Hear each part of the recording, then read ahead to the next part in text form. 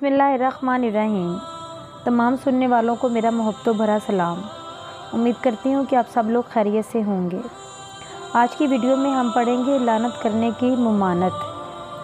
حضرت ابو سعید خدری رضی اللہ تعالیٰ عنہ سے روایت ہے کہ حضور اکرم صلی اللہ علیہ وسلم ایک مرتبہ عید یا بقر عید کے موقع پر عیدگاہ تشریف لے جا رہے تھے۔ راستے میں عورتوں پر گزر ہوا، آپ نے ان کو خطاب کر کے فرمایا کہ اے عورتوں، صدقہ کرو کیونکہ مجھے دوزخ میں زیادہ تعداد عورتوں ہی کی دکھائی گئی ہے۔ عورتوں نے سوال کیا، یہ کس وجہ سے ہے یا رسول اللہ؟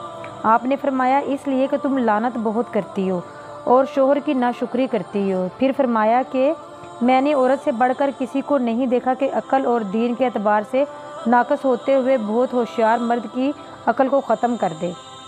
عورتوں نے عرض کیا، یا رسول اللہ، ہمارے دین اور عقل میں کیا نقصان ہے؟ آپ نے فرمایا، کیا تمہیں معلوم نہیں ہے عورت کی گواہی مرد کی آدھی گواہی کے برابر ہے؟ عرض کیا، جی ہاں ایسا تو ہے۔ فرمایا، یہ اس کی عقل کی کمی کے باعث ہے۔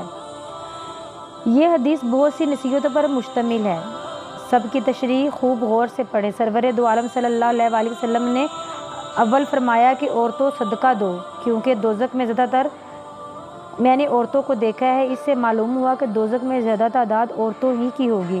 جو انسان مرد عورت کافر یا مشرک یا منافق یا بے دین ہوں گے وہ تو ہمیشہ ہی دوزخ میں رہیں گے، اور بہت سے مسلمان مرد عورت بھی اپنی اپنی بدعمالیوں کی وجہ سے دوزخ میں چلے جائیں گے۔ پھر جب خدا تعالیٰ کی مرضی ہوگی ان کو وہاں سے نکال کر جنت میں داخل فرما دیں گے۔ دوزخ کے داخل ہونے والوں میں زیادہ تر عورتیں ہوں گی اور ان کے دوزخ میں جانے کی کئی وجہ ہیں۔ عورتوں کا جو عام حال ہے، نمازوں کو قضا کرنا، زیور کی زکوٰۃ نہ دینا، بد گوئی بد زبانی میں لگا رہنا، یہ سب بڑے بڑے گناہ ہیں۔ اللہ تعالیٰ معاف نہ کرے اور جن لوگوں کی برائیاں کرتی ہیں وہ معاف نہ کرے تو عذاب بھگتنا پڑے گا۔ اس حدیث میں ایک خاص عمل کی ترغیب دی گئی ہے، یعنی صدقہ کرنا۔ صدقہ کو دوزخ سے بچانے میں بہت دخل ہے۔ ایک حدیث میں فرمایا، صدقہ کر کے دوزخ سے بچو، اگرچہ آدھی کھجور ہی دے دو۔ اس میں فرض صدقہ یعنی زکوٰۃ اور نفلی صدقہ یعنی عام خیر خیرات سب داخل ہو گئے۔ ان سب کو دوزخ سے بچانے میں خاص دخل ہے۔ جس قدر ہو سکے اللہ کی راہ میں مال خرچ کرو۔ اپنے مال میں تو پورا اختیار ہے، اور شوہر کا مال ہو تو اسے اجازت لے کر خرچ کرو۔ زیادہ تعداد میں عورتوں کے دوزخ میں جانے کا ایک سبب حضور صلی اللہ علیہ وسلم نے یہ بتایا کہ لعنت بہت کرتی ہیں، یعنی کوسنا پیٹنا، برا بھلا کہنا، الٹی سیدھی باتیں زبان سے نکالنا، یہ عورتوں کا ایک خاص مشغلہ ہے۔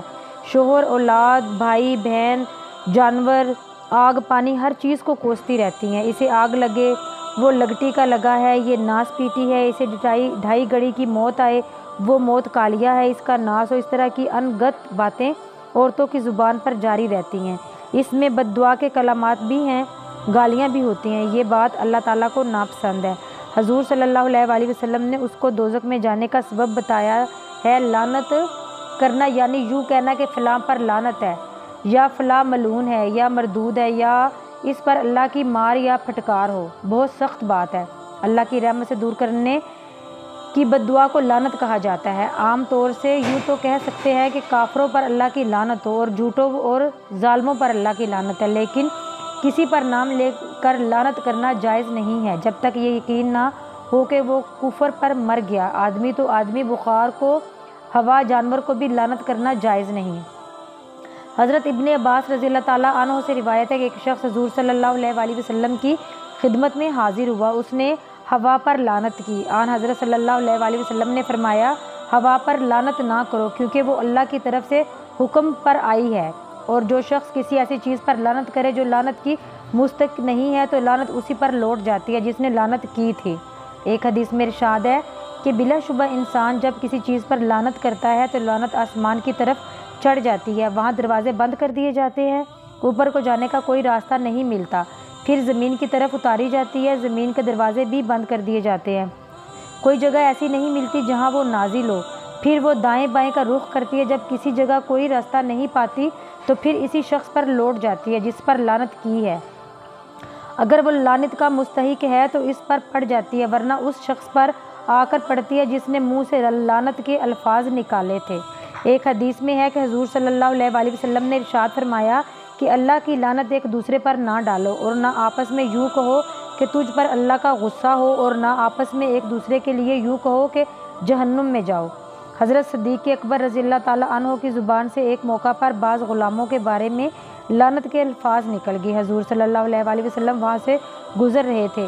آپ نے کراہت اور تعجب کے انداز میں فرمایا، کیا یہ صدیقین اور لعنت والے کیا دونوں ایک ساتھ جمع ہو سکتے ہیں؟ رب کعبہ کی قسم، ایسا ہرگز نہیں ہو سکتا کہ کوئی شخص صدیق بھی ہو اور لعنت کرنے والا بھی ہو۔ حضرت ابو بکر صدیق رضی اللہ تعالیٰ عنہ پر اس بات کا بہت اثر ہوا۔ اس روز انہوں نے اپنے بعض غلام بطور کفارہ آزاد کر دیے اور بارگاہ رسالت میں حاضر ہو کر عرض کیا کہ اب ایسا ہرگز نہیں ہوگا۔ حضرت ابو داؤد رضی اللہ تعالیٰ عنہ سے روایت ہے کہ حضور صلی اللہ علیہ وآلہ وسلم نے ارشاد فرمایا کہ بلا شبہ لعنت کرنے والے قیامت کے دن کسی کے حق میں گواہ نہ بن سکیں گے اور نہ سفارش کر سکیں گے۔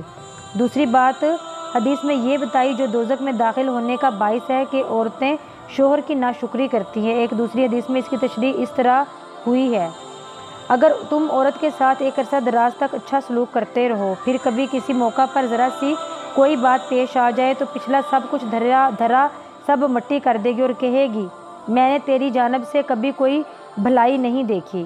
در حقیقت حضور صلی اللہ علیہ وآلہ وسلم نے عورتوں کے مزاج اور اخلاق و عادات کا بہت صحیح پتہ دیا ہے۔ عورتیں واقعی عموماً اسی طرح سے شوہروں کے ساتھ برتاؤ کرتی ہیں۔